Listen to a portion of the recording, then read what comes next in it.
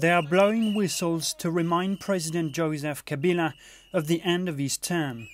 These young Congolese want him to step down.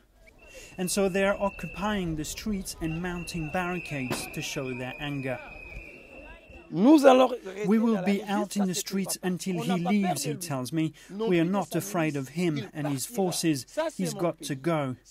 There was no election as planned this year, and it sparked a political crisis. But the malaise is deeper. We're not here in support of the opposition either, he says. We're here for our own rights. Well, we've seen similar scenes all around the city. People are out in the streets shouting Kabila out, and defying the security forces. There isn't a mass demonstration in the capital because of the heavy security deployment. But we've seen running battles between protesters and police and military forces in many parts of the city. And the threat is ever present. The security forces are firing live rounds. And they are also sweeping the neighborhoods, making arrests. Earlier on, one of the main opposition leaders, 84-year-old Etienne Tshisekedi, posted a video on social media.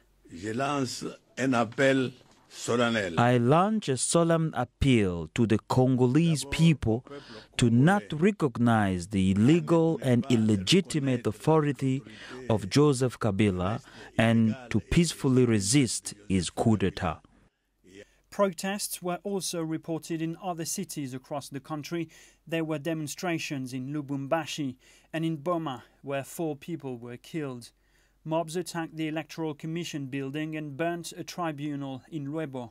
Fighting broke out near the airport of Kananga when a local militia attacked the army.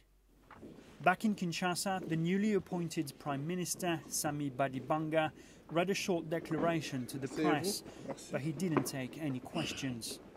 À la jeunesse de ce pays, for the youth, I reiterate my commitment to respond to their expectations and aspirations for the improvement of their own being, and I urge them not to succumb to despair and manipulation.